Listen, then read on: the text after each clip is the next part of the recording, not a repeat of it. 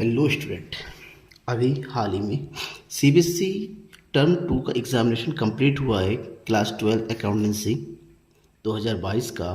और आज मैं अकाउंटेंसी के जो क्वेश्चन पेपर था उसका सेट नंबर 1 का सॉल्यूशन आपको बता रहा हूँ। पेपर कोड था 6721, सेट नंबर 1 है और सीरीज था ABCD 1/2। अगर आपके पास ये सेट आया हुआ है और आप अभी डाउटफुल है कि मेरे क्वेश्चन सही है या नहीं सही है, तो आपका सेट 1 का कंप्लीट सॉल्यूशन मैं इस वीडियो में दिखाने वाला हूँ। जल्दी से जल्दी पूरी वीडियो को देखिएगा और अपने दोस्तों के बीच में शेयर कीजिएगा जिनके पास सेट 1 है। और हाँ, सेट 2 सेट 3 इनकी भी सॉल्यूशन मैं आगे आने वाले वीडियोस में लाने वाला हूँ। सब्सक्राइब नहीं किया तो सब्सक्राइब जरूर कर लीजिएगा। और हाँ, जो क्लास 12 के स्टूडेंट्स हैं जो तैयारी करने वाले हैं, आपके जूनियर से, उनको मेरा चैनल सब्सक्राइब ज़रूर शेयर कीजिएगा, क्योंकि उनके लिए पूरा कंप्लीट कोर्स मैं अपने चैनल पे लेकर आऊँगा। ठीक है ना। Set 1 accountancy CBSE 2022 term 2 examination का सबसे पहले क्वेश्चंस देखिए। इंस्ट्रक्शन आपने इसको पढ़ा हुआ, ये तो आपको पेपर में ही है, नॉर्मल इंस्ट्रक्शंस है। ठीक है ना। अकाउंटेंसी का पेपर है जहाँ पर 2 घंटे में आपको 40 मार्क्स का पेपर अटैम्प्ट करना था। ये सारे इंस्ट्रक्शन आपने ऑलरेडी पढ़े हुए, आपने की हुई, आपको सॉल्यूशन पता होना चाहिए। पहला क्वेश्चन क्या था? पहला क्वेश्चन था distinguish between receipt and payment account and income and expenditure account on the basis of following nature of item और ओपनिंग बैलेंस। इन दोनों के बेस पे आपको आंसर देने थे और इसका मार्किंग कितना है? 2 मार्क्स का है। तो आंसर क्या होगा देखिए। ये रहा फर्स्ट क्वेश्चन का आंसर, जहाँ पर आपको रिसीप्ट और पेमेंट के बीच में डिफरेंस बताना था। तो अगर आपने इस तरह का आंसर दिया है तो बिल्कुल सही दिया है। और नेचर ऑफ आइटम बेसिस है ओपनिंग स्टॉक। क्लियर। आंसर देख लीजिए और मैच कर लीजिए आपने क्या लिखा हुआ है। एक पॉइंट लिखने का 1 मार्क्स, आपने दोनों पॉइंट लिखे हैं तो 2 मार्क्स मिल जाएगा। क्लियर। आंसर नंबर फर्स्ट देख लिया। अब देखिए क्वेश्चन नंबर 2। क्वेश्चन नंबर 2 क्या है? Pass the necessary journal entry on dissolution of partnership firm if the unrecorded creditors of 40,000 was paid by a partner Amar at a discount of 10%। एक partner creditors payment किया है 40,000 का और 10% discount में। तो 40,000 का 10% डिस्काउंट निकालेंगे तो कितना आ जाएगा? 4,000 माइनस कर देंगे, कितना आ जाएगा? 36,000। इसके रिलेटेड आपको जर्नल एंट्री करनी है। तो इसकी राइट जर्नल एंट्री क्या है वो देखिए। इस क्वेश्चन का सिंपल सा इतना जर्नल एंट्री लिखने का आपको 2 मार्क्स मिलेगा। ठीक है ना। Realization account debit to Amar's capital account, क्योंकि क्रेडिटर्स अमर्स के थ्रू पे हो रहा है तो realization account debit to Amar's capital account 36,000 unrecorded creditors paid by partners Amar at 10% discount. अगर आपने ये एंट्री सही किया है तो आपको 2 मार्क्स पक्के मिल जाएंगे। Question number 3। Suman, Shubham and Siya were partners in a firm sharing profit and losses of ratio. तीनों का, सुमन, शुभम एंड सिया, तीनों का प्रॉफिट शेयरिंग रेशियो दे रखा है। Shubham retired from the firm and Suman and Siya decided to continue the business. Shubham जो है रिटायर हो रहा है और सुमन और सिया जो है बिजनेस में कंटिन्यू है और उनका गेनिंग रेशियो गिवन है 3:2। आपको new profit sharing ratio calculate करना है सुमन का। कैसे कैलकुलेट करेंगे? 2 मार्क्स का स्टेप टू स्टेप मार्किंग है, तो कैलकुलेशन करने का तरीका देखिए। ओल्ड प्रॉफिट शेयरिंग रेशियो सुमन, शुभम, सिया का, तीनों का। शुभम रिटायर हो रहा है 3/6 शेयर से और इसके शेयर को सुमन और सिया जो गेन कर रही है 3 and 2 के रेशियो में। तो सुमन ने कितना गेन किया? 3/10 का 3/5 और सिया ने 3/10 का 2/5। दोनों का गेनिंग रेशियो होगा। अब गेनिंग रेशियो से न्यू रेशियो निकालने का फार्मूला होता है old ratio plus gaining ratio. ठीक है ना। तो सुमन का न्यू रेशियो कितना आ गया? 5/10 में 9/50 ऐड कर देना है तो सुमन का न्यू आ गया। उसी तरह सिया का भी कैलकुलेट करेंगे, 2/10 में 6/50 ऐड कर देंगे तो 16/50 आ गया। दोनों का कंबाइंड रेशियो निकालिए 34:16 और ये आ गया आपका न्यू रेशियो। अगर आपका ये सही है तो हर स्टेप के हर हाफ मार्क्स है, आपको कंप्लीट 2 मार्क्स मिल जाएंगे। क्वेश्चन नंबर 4 ऑप्शनल क्वेश्चन है। 2 क्वेश्चन दे रखे हैं, दोनों से कोई एक करना था। और ये है, एक है स्टॉक जो है कंजप्शन गुड्स का, दूसरा था फंड बेस का। तो पहला क्वेश्चन क्या है? From the following information Kapoor sport club calculate the amount of sport material to be debited income expenditure account for the year ended 31 March 2024। Detail दे रखा है। इस डिटेल का यूज़ करते हुए आपको बताना है कि स्पोर्ट मटेरियल कितना कंज्यूम हुआ, इनकम एक्सपेंडिचर में आप कितना अमाउंट शो करेंगे। ठीक है ना। इसका सिंपल सा तरीका था, आपको ये क्वेश्चन को इस तरह से सॉल्व करना है। कैलकुलेशन इस तरह से होगा। आपको निकालना है sport material debited income expenditure. सबसे पहले कितना अमाउंट पेड किया गया? 90,000 लेस कर देना है। ठीक है ना। क्रेडिटर्स जो है ओपनिंग क्रेडिटर्स कितना रहा उसमें ऐड कर देना है क्लोजिंग क्रेडिटर्स। साथ ही साथ उसमें ओपनिंग स्टॉक ऐड कर देना है और क्लोजिंग स्टॉक लेस कर देना है। इन सब कैलकुलेशन करने के बाद आपका आंसर अगर 1,12,000 आया है तो राइट है, आपको पूरे 3 मार्क्स इसके मिल जाते हैं। क्लियर, आंसर आपने चेक कर लिया। अब नेक्स्ट क्वेश्चन की तरफ बढ़ते हैं। क्वेश्चन नंबर 4 में जो ऑप्शनल क्वेश्चन था वो था फंड बेस्ड क्वेश्चन। आपको क्या निकालना है, so the following information in the balance sheet. Balance sheet में दिया गया जो इन्फॉर्मेशन है वो शो करना है, ठीक है ना। मैच एक्सपेंसेस है, मैच फंड है, डोनेशन फॉर मैच फंड है and sale of match ticket. किस तरह से क्वेश्चन को सॉल्व करेंगे देखिए। हमें बैलेंस शीट में शो करना है, सबसे पहले मैच फंड कितना दिया होता है 70,000, उसमें ऐड कर देना है डोनेशन और ऐड कर देना है सेल ऑफ टिकट। तीनों को ऐड करने के बाद उसमें जो भी खर्चा हुआ मैच एक्सपेंसेस उसको लेस कर दीजिए, आपका आंसर कितना आ जाएगा 90,000। हर स्टेप के हाफ ऑफ मार्क्स के हैं, 90 लाने के आपके 1 मार्क्स है, तो टोटल मिला के आपको कितने मार्क्स मिल जाएंगे 3 मार्क्स। इतना सही किया है तो पूरे मार्क्स कन्फर्म है। तो दोनों में से कोई एक पार्ट करना था आपको, ठीक है ना। अब क्वेश्चन नंबर 5 देखते हैं। Question number 5 is Ramesh, Rajesh and Raman are partners in a firm sharing profit and losses in the ratio 2:1। 2:1 का रेशियो है तीनों का। On 30 June 2020 Ramesh died, Ramesh की मौत हो गई। Sales the year ended 31 March 2021 व 12,000 की सेलिंग हुई और प्रॉफिट था 1,20,000। The sale for the period 31 April to 30 June, उसकी मौत तक 1 अप्रैल से लेकर 30 जून तक जो टोटल सेलिंग था वो 4 लाख। अकाउंट्स क्लोज ऑन 31 मार्च को अकाउंट क्लोज होता है। Calculate Ramesh share of profit, आपको उसका शेयर ऑफ प्रॉफिट कैलकुलेट करना है जब तक उसकी मौत होती है, यानी कि उसकी डेथ तक होने तक उसकी जो है शेयर ऑफ प्रॉफिट कितना था, और आपको एंट्री भी करनी है। कैलकुलेशन करने की और एंट्री करने का दोनों मिला के आपको 3 मार्क्स मिलेगा, ठीक है ना। कैसे करना है वो देखिए। सबसे पहले तो आप कैलकुलेट कीजिए कितना शेयर ऑफ प्रॉफिट कितना है।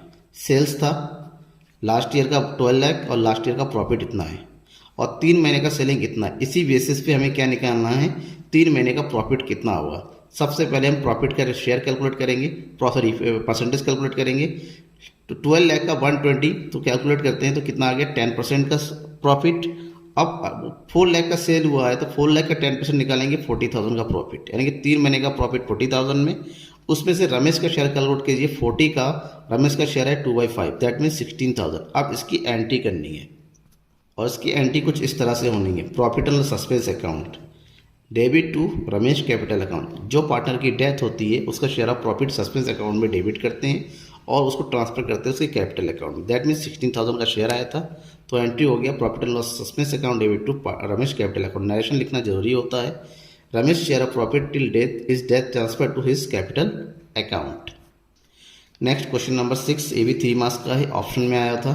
एक था इसमें थ्योरी और दूसरा था आपका न्यूमेरिकल। क्वेश्चन क्या है, Khandelwal limited to assets Sharma limited 25 lakh and liabilities amounting 7,80,000।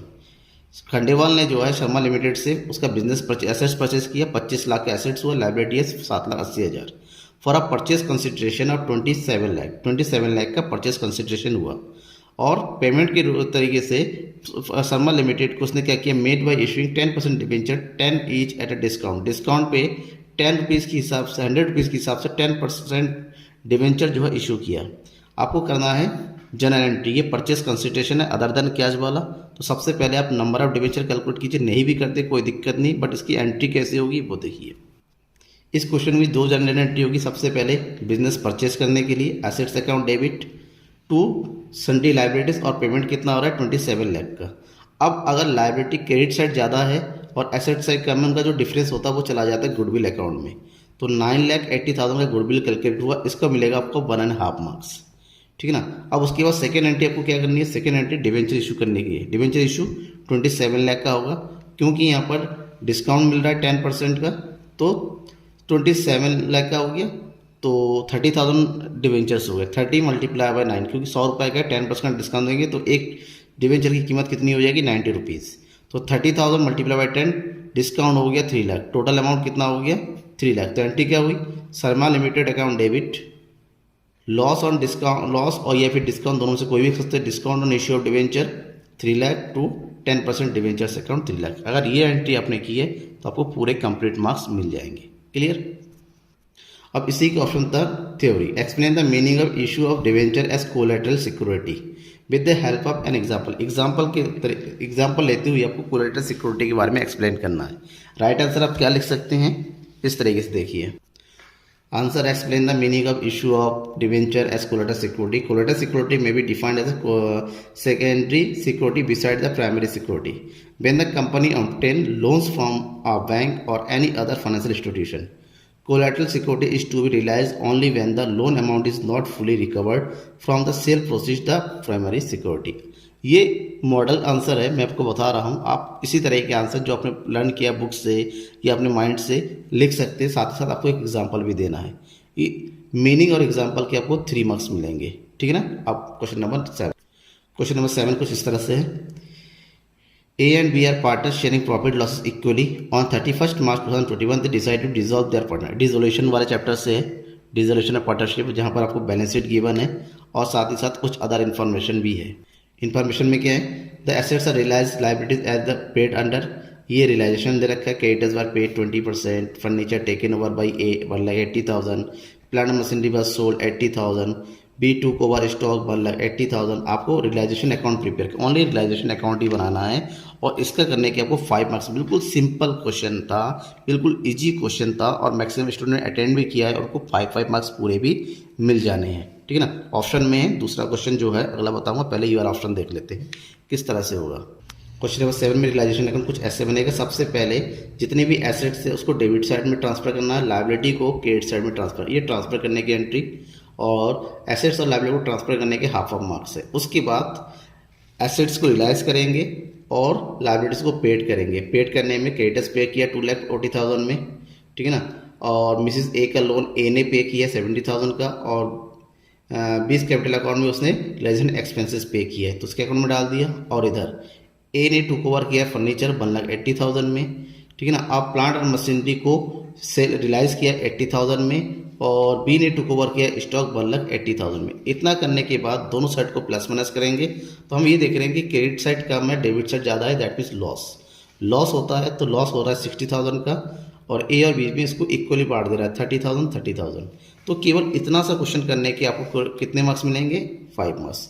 CBSE ने ऑलरेडी जो है मार्किंग किया किस हिसाब से किया है? Step to step. अगर आप पूरा क्वेश्चन भी सॉल्व नहीं करते हैं, आधा भी कर देते हैं, तो जितने आपने सॉल्व किए उतने मार्क्स आपको मिल जाए। तो घबराने की बात ही नहीं कि आपको गलत क्वेश्चन, 100% क्वेश्चन तभी गलत होता है जब अटैम्प्ट नहीं करते हैं। अगर आपने अटैम्प्ट किया है, कुछ भी लिखा हुआ है, ट्रांसफर ही कर दिया, तब भी आपको मार्क्स जरूर मिलने हैं।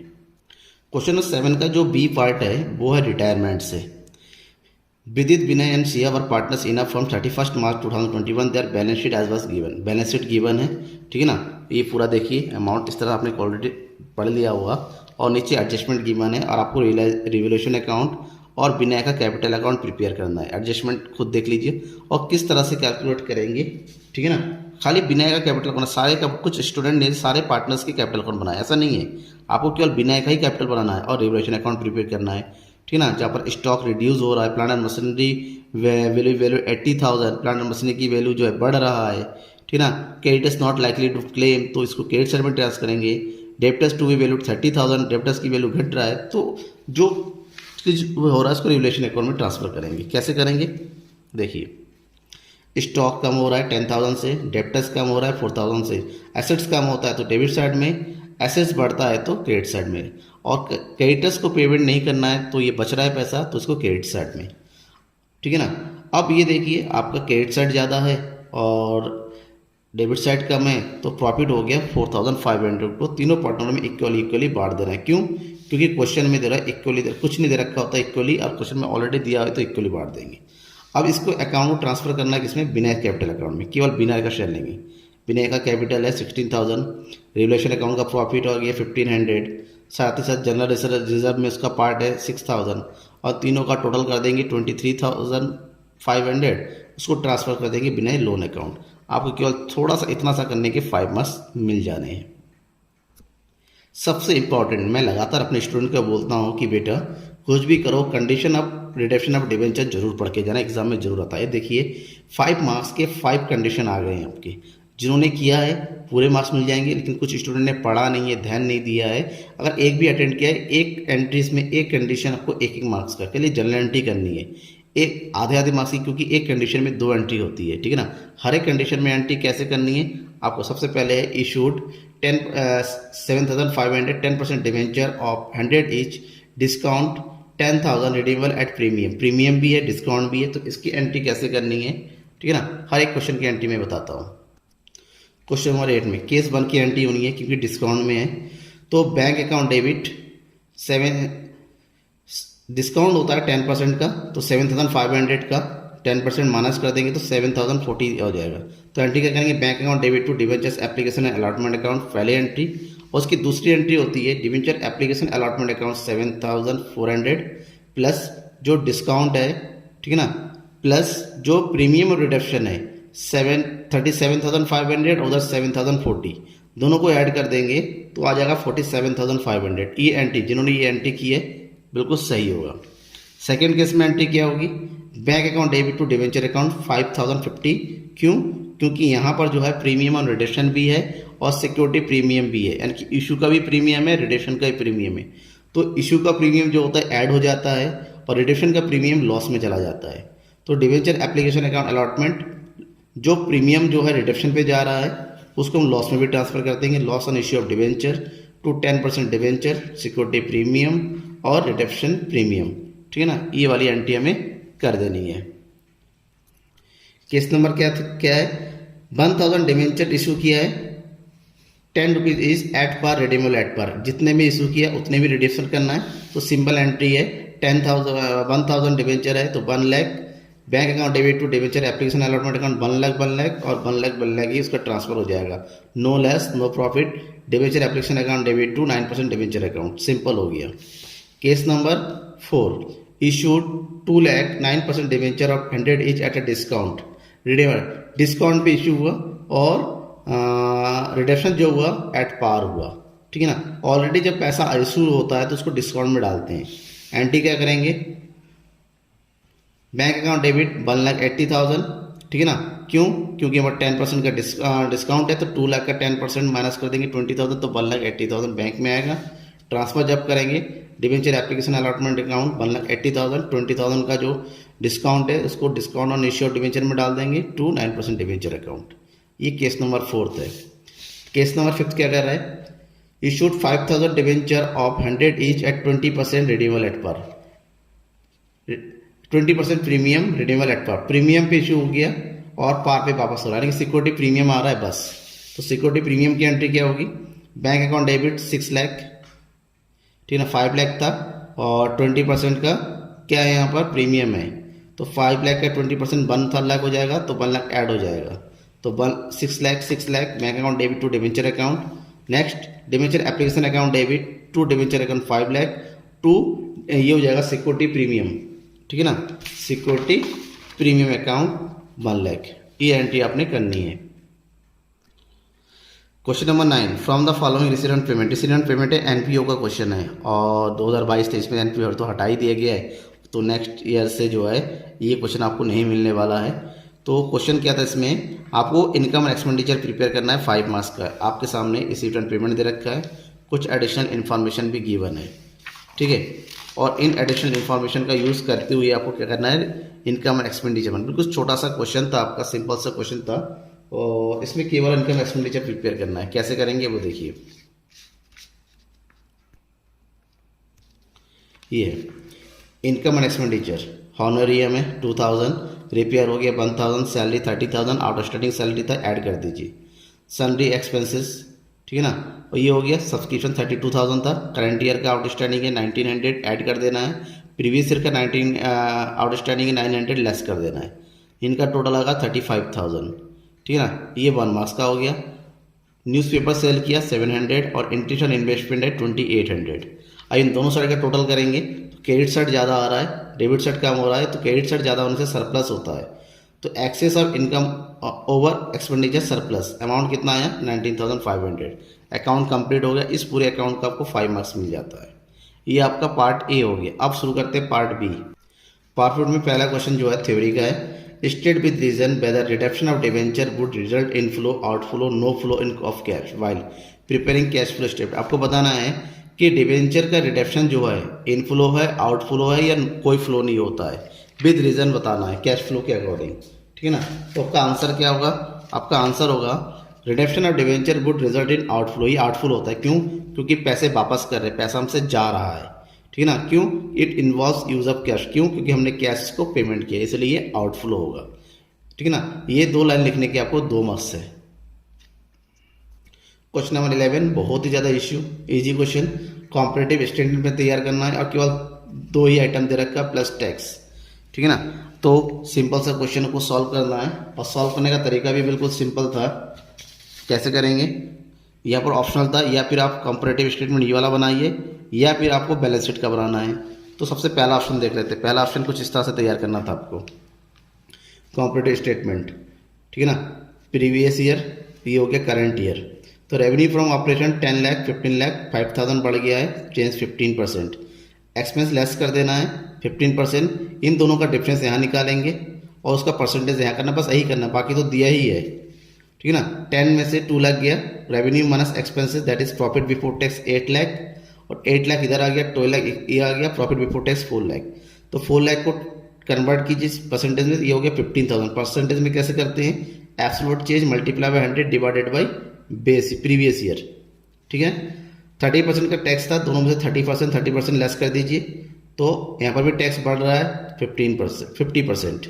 Profit after tax, profit before tax में से टैक्स माइनस करेंगे, जो बचेगा प्रॉफिट आफ्टर टैक्स। यहाँ पर भी आपको कन्वर्ट करेंगे 50, सारे 50-50%। बिल्कुल इजी था, कैलकुलेशन था इसका। 3 मार्क्स इसके फ्री के हैं। इसी का नेक्स्ट जो है ऑप्शन है वो क्या बनाना है? बैलेंस शीट, कंपैरेटिव स्टेटमेंट का बैलेंस शीट। सारा इन्फॉर्मेशन दे रखा है, यहाँ पर भी पूरा फॉर्मेट दे रखा है, आपको अलग से कुछ नहीं करना है, केवल प्लस माइनस करने हैं। तो इसको कैसे करना था? इस तरीके से, equity liabilities, previous year, current year, दोनों का डिफरेंस। ठीक है ना। शेयर होल्डर कितना था? प्रीवियस ईयर में 2 लाख, करंट ईयर में 30। तो इंक्रीज हुआ 10 लाख, तो 10 lakh multiply by 100 divided by 20 that is 50%। Same liability में कन्वर्ट कर लिया, उनका दोनों का टोटल। सेम यहाँ पर एसेट्स में 15 लाख, 24, 9 लाख इंक्रीज हुआ है, परसेंटेज 60।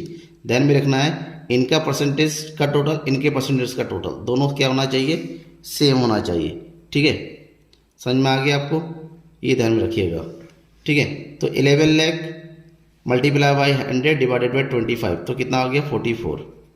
तो ये आपका क्वेश्चन का सॉल्यूशन हो गया, बिल्कुल इजी। 3 नंबर लगभग स्टूडेंट को इसमें मिल जाते हैं, बट 2022-23 में इसको भी हटा दिया गया सिलेबस से। Last question cash flow statement से आपको कैश फ्लो बनाना था, लेकिन इतना इजी क्वेश्चन था। कैश फ्लो का केवल क्या बनाना था? Cash flow from operating activity तैयार करनी है। कुछ स्टूडेंट ने, हमने जब चेक किया तो पता ये चला, कुछ स्टूडेंट ने पूरा का पूरा कैश फ्लो बना दिया। पूरा नहीं बनाना था भाई, केवल ऑपरेटिंग एक्टिविटी तक ही सॉल्व करना है। आपके पास पूरा इन्फॉर्मेशन गिवन है और इस इन्फॉर्मेशन का यूज़ करते हुए केवल ऑपरेटिंग का ही सिस्टम उठाना है, केवल ऑपरेटिंग अकाउंट बनाना है, जिसमें रिजर्व सरप्लस गिवन है 1,25,000, 55,000। इसमें से आप प्रॉफिट कैलकुलेट कीजिए, नेट प्रॉफिट बिफोर टैक्स। ठीक है ना।